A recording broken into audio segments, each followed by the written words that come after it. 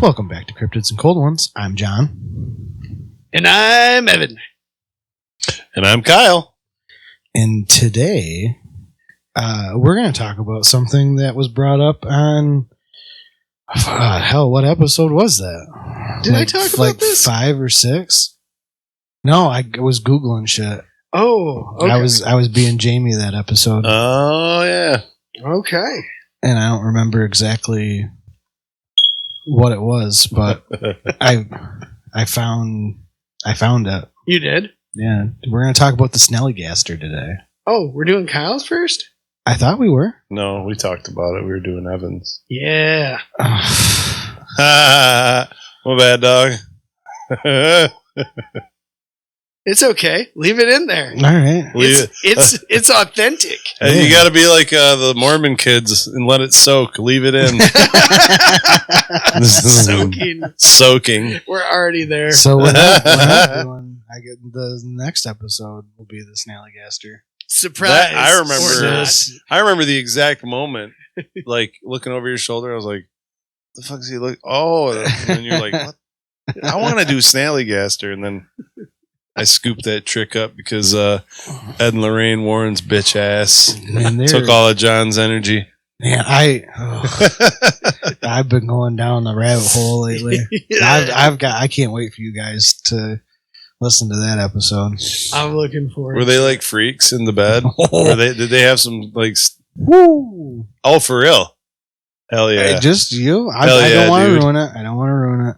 You'll hear about it. Paranormal butt stuff. You know they had a. That took a minute to register. Yeah. Stop it. Get some help. I don't want to ruin it. I just know that I'm going to tell you some stuff, and you guys are both going to be disgusted. Hell Excellent. Yeah. But with that being said, housekeeping. Let me fluff your pillow. We are on all the social medias, which you can find with our link tree that will be in the show notes. We're live right now. We're on TikTok. Excellent. I've been going live 3-4 times a week now. Yeah. Just to hang out with people. Yeah. So yeah, add us on TikTok. When you see me live, I'll just be hanging out with my day job coworker and playing video games and chit chatting. So And sometimes I pop in. yeah, I haven't popped. You mostly play Discord. Helldivers, don't you? Yeah, we were playing Helldivers last night, and then we were also playing Operation Blackout. Which is a knockoff. Oh, is that a World Tarkov? War II? No, it's a free version of like Escape from Tarkov. Oh, cool. But you can give us a call at 989-402-4091. Evan, will you actually grab a hold of Yes, that I right will. there? Hold on. We talked about a gift that was given to us Yes. by a listener. Our very own clipboard that was hand painted. Yes. Thank you, Miss Sam. And yeah. We're going to do cocaine off of it. Yeah, hell yeah. Cocaine. I've never done cocaine it, but accessories. I mean, it just seems dude. it seems right to christen it. It seems right. Cocaine. I think it's time for the good stuff. Oh, snap. Hams. I'm going to bust into my squirt. I drank a beer. Oh. I drank another beer. What? 3 beers. 4 beers. Oh, no. 5 beers. 6 beers. 7 beers. 8 beers. 9 beers. Did you hear at the end? He goes, That's JR. So No, that was Jerry the King Lawler. oh.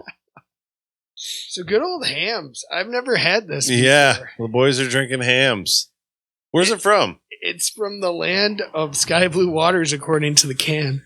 Oh, it's definitely not in the bay here in No, I No. think it's Minnesota? No. Milwaukee. Milwaukee.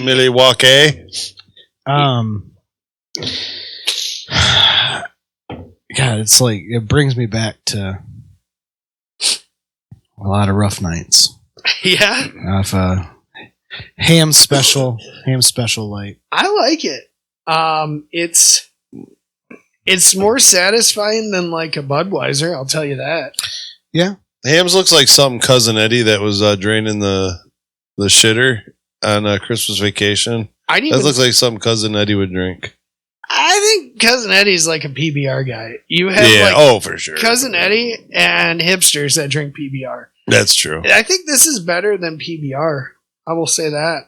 Hands down. I dig the throwback can. It's not a throwback. They never changed it. Yeah, it's been the same. always looked like that. They just changed the pull tab style. That's it. It has always looked. It's like always that. looked like that. It has always looked like that. I don't know. I think for like just a typical like American style lager. Oh, sorry, John Stan. I give this like. I mean, like, not comparing it to like regular craft beers, just for what it is, like a standard mass-produced American beer. Or easy. Yeah, I could drink this all day. one of these days, I'm gonna have to. We're gonna have to do some Blatz. Blatz. I've never had that either. I think John's dad would appreciate that. I'm down. If we did some Blatz. Maybe on the special live from John's dad's bar Yes. episode. We need to do that. That'll be fun. So I've got my beer brewing. I like it. I get to add more hops on Sunday, and John's dad said you should figure out how to put it in a keg. And I said, well, they sell kits. They're like $130, $150 for you to put it in a keg the size that would fit in his kegerator. Yeah. And he goes, well, I don't know, man. You got to be dedicated. Well, he's like, what if I don't like it? And I was like, why do you think I asked you if you had any beer bottles laying around? Because I don't want to buy beer bottles for stuff that's going to taste like garbage. I think you need to perfect the recipe before you start kegging it. Yeah, absolutely. What exactly are you making right now? I'm making an IPA. It's gonna be An IPA. It's gonna be Mothman Mango IPA. Ooh, I like the name. It has Chinook hops in it, which are piney and have a tropical, like pineapple-ish flavor to them. And so if you add more fruit to it, it will lower the pine flavor and like level it out. So It's going to taste like 51K. So we'll see. It'll be ready in about another month. I dig it. It's going to taste like a interdimensional deadbeat father. I still have beer in this one. I know that was a good beer. Prior to the episode, we had some. We can still review the the No Yeah from Bell's. Yeah, it's just a really nice beer. It is, and it's true. It's a golden ale. It says yeah, no, for sure. Oh, excuse me. There's a lot of interesting. Let me sneak on past you. Yeah. I like No Yeah. I would give No Yeah a solid 4. Yeah, same. We've had 2 really good beers so far tonight. It's a golden ale. Okay. I'm pretty pleased. We've had a couple questionable beers lately. We have, yeah. And I'm happy to be off of that train. The questionable beer train. Yeah, so. Lucky Charms. Oh, God. Don't remind me. What was that other one? Oh, God. It was from Cleveland. Oh, what was it? The Cleveland Steamer episode. That was so terrible. Oh, gosh. I wanted to punch. I wanted to punch the person who brewed it. It was probably Moses Cleveland. He's the guy that invented Cleveland. Yeah. Oh man.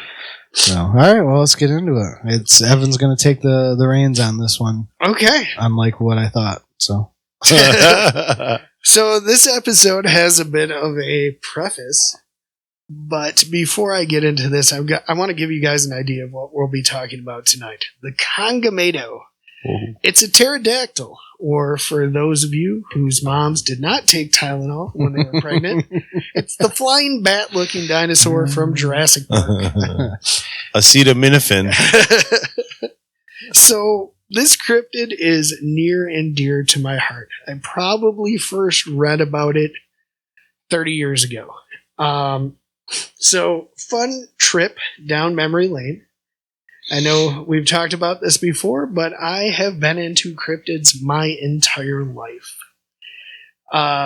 And would read about them nonstop from a young age. So much so, in fact, that the local librarian would call my mom every time there was a new cryptid book that came into the library. I remember it very clearly because I probably checked out this book 1,000 times. It was a maroon bordered book, and it was full of pictures and stories, but the picture on the front cover was a stand of redwood trees, and there was a Sasquatch peeking out from behind the tree. Anyway, it had stories in it about multiple cryptids, and one of them was the Kongamato. So, as I got older, I wouldn't say I got out of cryptids, I just wasn't like obsessively reading about them like in high school and college. You figured out what boobs were? I had other priorities. John's dad would like it if you moved the microphone closer to your... Oh, damn, we're getting like live feedback. Live feedback. Oh, hell fuck. Yeah, John's dad. Sorry, John's dad. Thank you, John's dad. I'm being judged. Anyway. So, oh man, the pressure's on now. He's not listening right now, but I just know that when this episode comes out, he'll be like, I thought I told you. Oh, you were channeling John's dad? You were channeling. The gray is coming in, and I'm starting to channel John's dad. Motherfucker, I skipped gray and went straight to white. I did the whole Gandalf, but I didn't do the gray. You just what was it? You just went straight to Saruman. So anyway, I kind of I didn't lose interest in cryptids, but I was focused on other things. Boobies and drugs. Good times in my life. I'm just kidding. I don't know. You never know what I was focused on at that time. It could have been lots of things. But fast forward, as I've said before, I spent a good amount of time working and traveling throughout Central Africa. And that's where the Kongamato is from. And there's a little story that even goes before this and how I ended up, the Kongamato came back into my consciousness, I guess. So I, just to be clear, I did not see the Kongamato. I want to be very clear about that.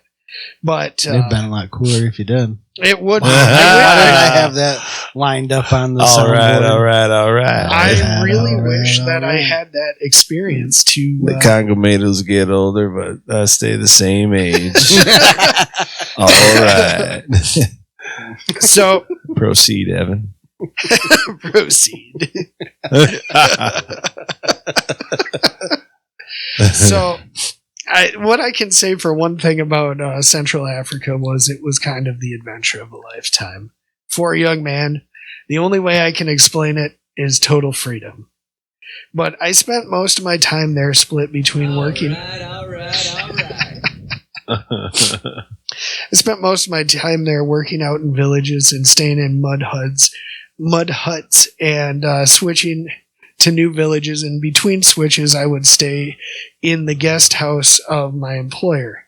Now this house was located on a much larger compound, and the home was basically a former colonial mansion. And in that home was the library, which included many of the previous owner's books. I would grab a book here and there and read them before bed via headlamp while I was staying out in the villages. The village people are fairly evenly split between basically three religions: Islam, Christianity, and something local, for a lack of a better term. It's a traditional faith is what we'll call it. Did you sleep with mosquito nets? Yes, I did. Yeah. Correct. Because I didn't want to get the malaria. I also took a drug called Malarone to prevent myself from getting malaria. Malarone sounds like a really delicious chocolate bar. It may be because I am on the devil's lettuce. It was not a delicious chocolate bar. We should have let him go get that 100-piece. I know. It It Hell would yeah, have been dude. funny to watch him. I was just eat like, it. we would have had sauce all over the table.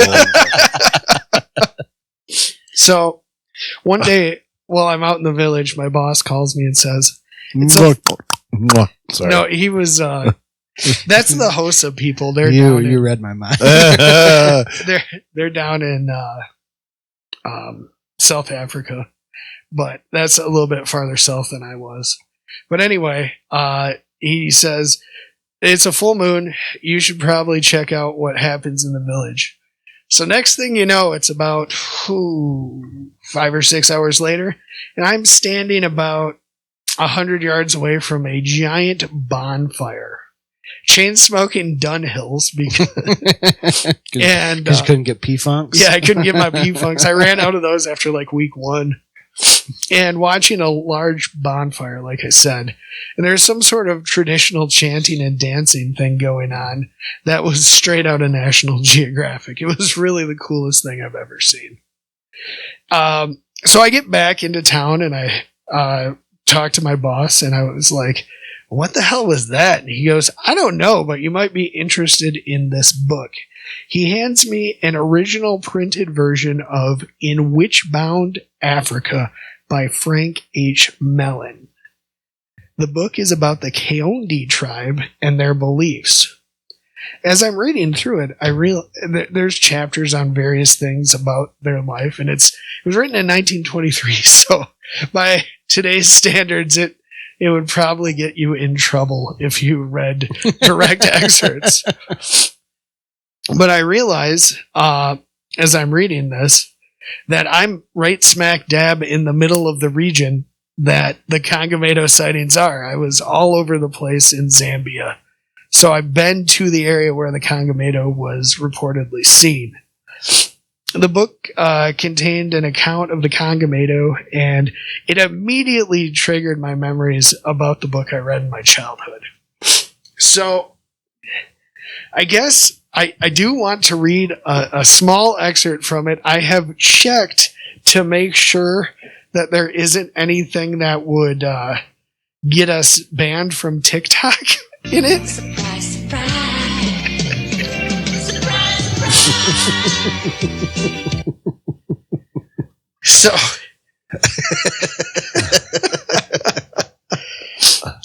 after hearing, so what happened is Kongamato is known as the breaker or overturner of boats in the local language, which there's a gazillion of them there. Like, you can end up learning a language if you're working primarily in a region and travel. Kongamato means fat white woman. It does not. Overturner of boats.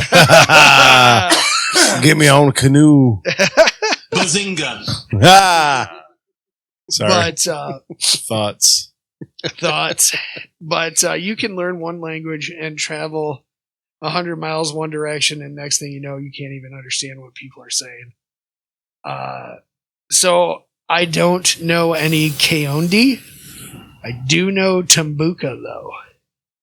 A little bit, which is interesting in itself. But anywho, so to read this excerpt, to explain, the prior chapter was about witchcraft, which we can get into a little bit on later if we want to talk about that. But he was talking about a potion that was to protect people from the Kongamato as they were crossing rivers. And he had no idea what the hell a Kongamato was. I asked, what is the Kongamato? The answer was a bird. What kind of bird? Oh, well, it isn't a bird, really. It is more like a lizard with membranous wings like a bat. I write this down verbatim because I was not in the least thinking of nor seeking for information of any prehistoric animals or reptiles. It came on me quite unexpectedly. Sorry. He said it came on me. Yeah. Surprise, surprise. The next chapter starts out with my favorite word. The next chapter starts out with one of my favorite words. Rhodesia and the neighborhood has rather a bad reputation for Brontosaurus yarns. There was one about Brontosaurus what? yarns, stories of. I think you said Brontosaurus. urines. Yarns. No, I might have said yearns. I thought that was weird. Yearning. I'm yearning for the Brontosauri. Brontosauruses. Brontosauruses. But you have to remember this book was written in 1923, so some of the Yeah, they're ignorant and stupid back then, right? no, that's not what I was getting. They spoke better than us. They spoke more gooder. They spoke a lot better than us. And this guy was English. I saw in the thanking things, they actually thanked a couple people with my same last name. Really? Yeah. What's your last name? I'm not saying that. Why not? Because taxation is theft. So He's actually he's a CIA wet boy. no.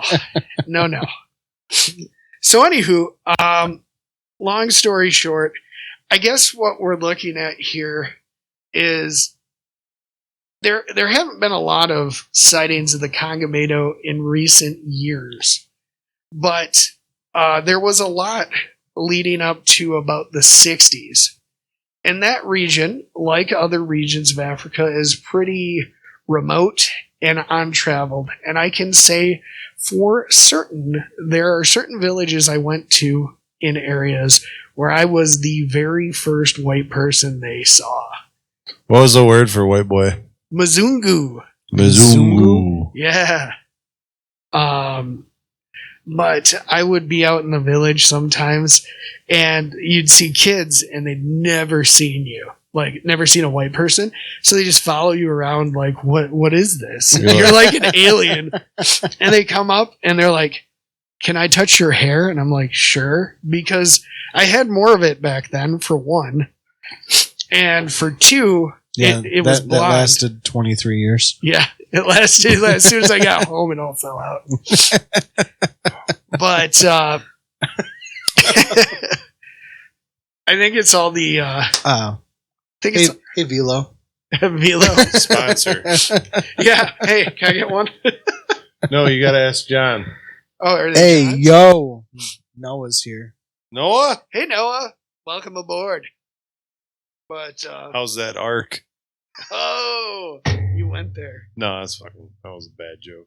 I don't get it. 9. You Oh should've. shit! These are the 9 nines. mgs 9 of nicotine. That's a lot of nicks. Oh, hey, you know what? We're all doing nicotine. You might as well play the song now. We're gonna get all juiced up on nicotine. Might as well play a song that exemplifies it. Yes.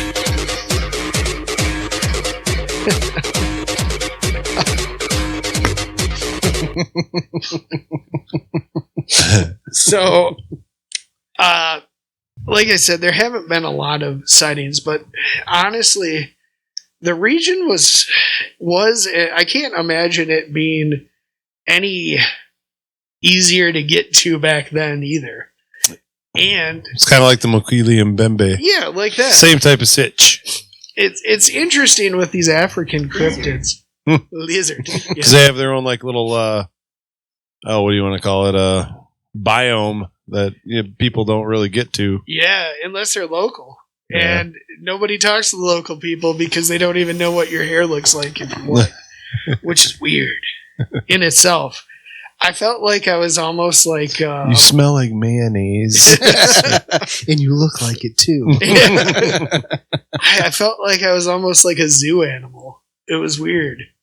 There's just like hundreds, not hundreds, but like at least 20 kids just following you around in the village. It was fun though. If you turned around real quick and like jumped at them, they'd run off. It's like that video where it's someone took a drone into like these villages where they've never seen like it electronics scares and the stuff, shit. and he's like dive bombing at them and stuff. Yeah. You ever see the drones that go into like bums and stuff like that, and they're like throwing rocks and trash Yeah. at the You know drone? who else really enjoyed using drones in third world countries? Barack Hussein Obama. I should say Nobel Peace Prize winner Barack Hussein Obama. He really had a special place in his heart for the children. And a wedding party. Yeah. Oh, anyway. So politics. Which I don't mean to get into that, but fun fact. We don't talk about that stuff here. We can't, but I do have to say another Taxation thing. is theft. Taxation is theft. When I was there, I'll have to bring one in one of these episodes so I can put it on the camera. They had Barack Hussein Obama flavored bubble gum. It was strawberry, and it had a picture of Obama on it. I'm sure I have multiple pieces of it laying around. I brought a whole bunch back because I thought it was hilarious. But they're like, your president came from here. And I'm like, that's kind of a fringe thought where I'm from. But it's like commonly accepted over there. Like, I could be president too. And I'm like, sure you can, buddy. No's blowing us up right now. Oh, what's he saying? We got some hearts. We got some bananas. Hell yeah. He's sending us some TGIFs. He thinks it's funny. Good. He sent us 47 roses. The TGIFs are just going and going and going. Hells yeah. Thank you, Noah. Heck yeah. But anyway, back to the Kongamato. I kind of digressed a crap ton here. It's all right. So, to speak about that, I want to remind everybody that the mountain gorilla wasn't discovered until like the 1800s, the late 1800s. They thought that thing was still a cryptid. Oh. So that's how remote the area those things are from. This is, I would argue, is probably even more remote. It would take you days to get back to some of these villages. Really? Yeah, it was pretty wild. But I guess my take is I think it was something that existed. I don't know if it was a pterosaur or just some sort of weird bird without feathers. You know, I mean, it might have had feathers on the wings that just didn't look like normal bird feathers. But I don't think that the locals were misidentifying anything. It had 4 to 7. It was said to have like a 4 to 7 foot wingspan. That's not very big. No, but I mean, that's that's like that big. I could take that thing out. You could take it out with a 12 gauge. Which, speaking of which, what are we going to use on it? We always talk about the gun we're going to use. I just had this discussion about turkeys the other day. Yeah. About how thick their feathers are. Yeah. So you have to aim at their head. Yeah. Saying that it doesn't have feathers. Yeah.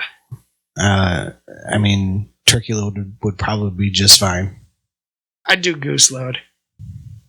I think turkey load has more of a punch to it. They're both 3.5 inch shells. Yeah, but it depends on what's inside of the shell. BBs. And the amount of them. No, I'm saying BB size shot though. For goose loads. Yeah. They're like copper BBs. Hey Jamie? Yeah. Will you look up the difference between goose load and turkey load? Google says they're both white. I was gonna say about 0.5 ounces. What would you use to shoot the Kongamato? I'd have to use something fancy, like an over/under 10 gauge. I like where you're going. Yeah, with this. Because I'm in Africa and I need that big bore. You know, I like it. You know, and I don't know. I gotta have one of them shooting vests on with a leather shoulder pad. If it was a ground creature, I would love one of the old, Holland and Holland side by sides and 375 H&H. My God, that would be awesome. I saw one for sale for I think it was like $4,500 at the gun library at Cabela's, and I was like, oh God, I wish I had that right now to throw into that. Hey, let's monetize this bit. So the shot size in goose load is bigger. Yeah. It's either BB or BBB. That's what I'm saying. And turkey load uses number 4, 5, or 6. Yep. They're either tungsten or lead in turkey, and in goose is non-toxic materials. Copper BBs, like I said. It's literally your like copperhead BBs. Goose loads generally have a heavier payload. I guess since you're shooting, when you're turkey hunting, you gotta wait for them suckers to kind of walk right out in front of you. Yeah. So I guess you're right. Thank you. Goose load. I'm always right, John. We'd be using goose shot on it. I like it. I like it. So we're all in agreement. Goose shot. Sure. Yes. That's interesting. We've all found agreement on one gun we would use. What about the actual? I know you had said over and under. I had thought, you know, it'd be fun to use on this. One of those Sega 12s. I'm gonna use my Steven Savage Model 12. Yes. That my grandfather bought after Korea. It has no cushioning on the buttstock, and it's about I'd say 4.5 feet long.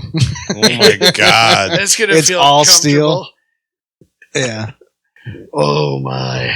Yeah. I would have to say no to that. But Fun fact about the Steven Savage Model 12: it was actually used as a trench gun in World War II. interesting. They had a short-barreled version of it. Really? You could have one too. No, I can't. Wink. That's illegal. I'm in danger. You know what happened to a guy named Randy Weaver? You know, Ruby Ridge was just a misunderstanding. So was Waco. Yeah. Oh, we're going there today. David Koresh just wanted to play music. There it is, right there. That's a beautiful shotgun. I gotta try and find innards for it. Because Innards? It doesn't. Innards. It doesn't cycle right anymore. Uh-oh. I think the paws are bad on the. Yeah, I've shot it before. You brought it out before. I don't- There's a famous picture of you holding two shotguns standing in front of your. Yeah. I'll put it on the Facebook. Put it on the Facebooks. I took that photo. He can get it. Don't worry. Yeah, you're fine. Yeah. Bleep that. What a fucking idiot. Yeah, I doxed myself. Oh, shit. Oh. So yeah, we'll have to. What an idiot! Anywho, so Is that what you got on old, what's it called? well, no, I wanted to talk a little bit more about my thoughts. Is that because there haven't been a lot of recent sightings of this, I think it's probably extinct. There haven't even been reports from the local population from anything I could find. I mean, we haven't got anything for like Jersey Devil or Mothman either. You know, it seems like It's weird everything's how pretty that much works. like just died out. You know, Or has it? it needs a resurgence. Well, Bigfoot's still kicking. Yeah, those sightings come in pretty regularly. Yeah. Speaking of which, we would love to hear from you guys if you have had a sighting. Yeah. Tell us about your sightings, and you can either say them yourself via voicemail on our phone number, or send us an email and we'll read it on the air. Or a video interpretive dance of your version of events of what happened. I approve that message. Evan will do the dancing. I will reenact said interpretive dance as well. You can sing, but can you dance? Oh, I can sing. It was just one shotgun. Look how freaking long that Oh thing my is. God. Oh, you found it. 6 bayonets there, Northerner. Yeah, the old 7.3s in the back there. Look at that. What a hillbilly. Oh, good times. Man, we're going to Antietam tomorrow with that one. Fucking A. But yeah, no, I mean, what are you guys' thoughts? I mean, I definitely believe that it's possible that it existed.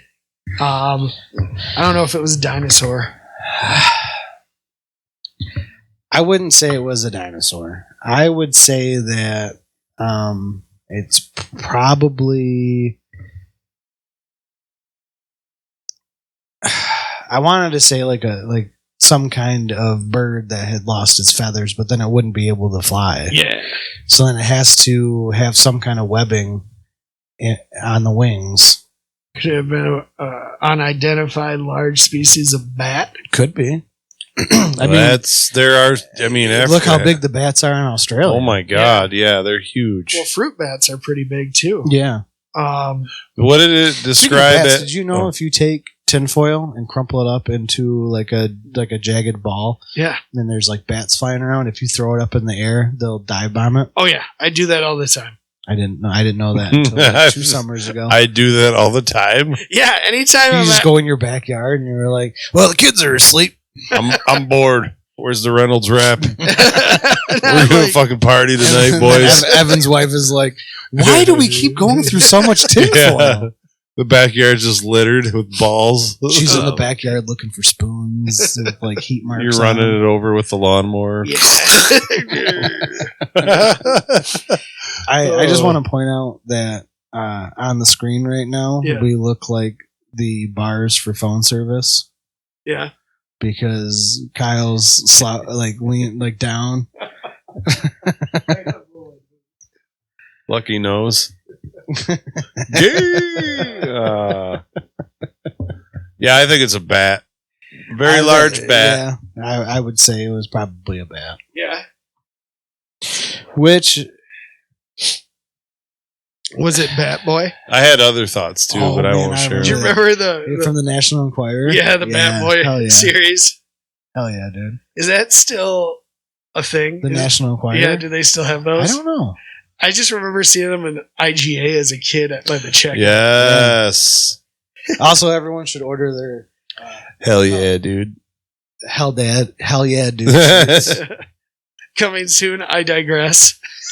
Yeah, it's in the works. You don't have like you need a saying. I need a saying. Yeah, because we need to make a shirt for you. You're too sporadic in your sayings. You say funny things. It's the devil's lettuce. It takes him over. And it he's just him. Like. I'm trying to think of a saying. Yeah. Wubba lubba dub dub. Oh. I think that would be copyrighted. Yeah. Oh yeah.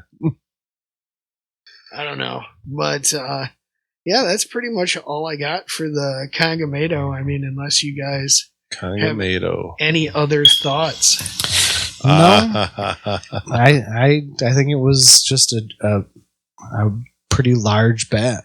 Yeah, it's probably extinct now. That's my take too. I might have missed it. Can you go back through the description of it?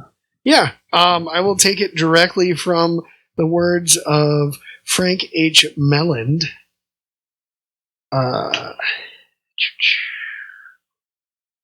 He had described it.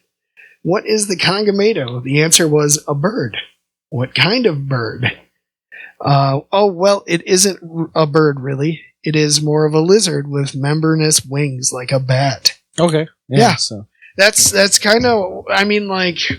So he never like described like what it was facial features, like, the body, claws. The only thing that was explained. Did it have a beak or never explained anything like that? I mean, like there's been other.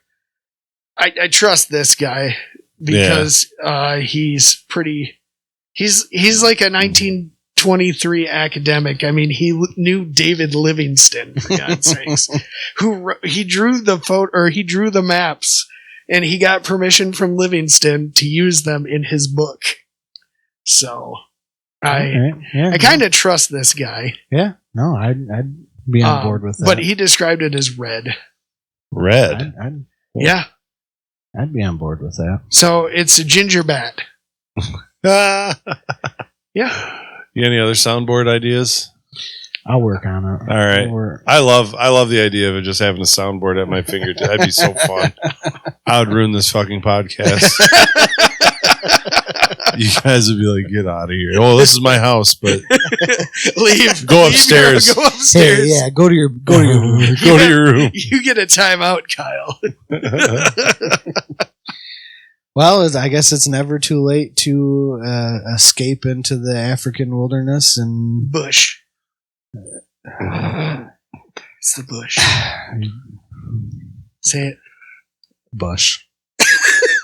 It's never too late to escape into the African bush and Oh. become the giant ginger bat that you always wanted to be. Good night, guys. Night all.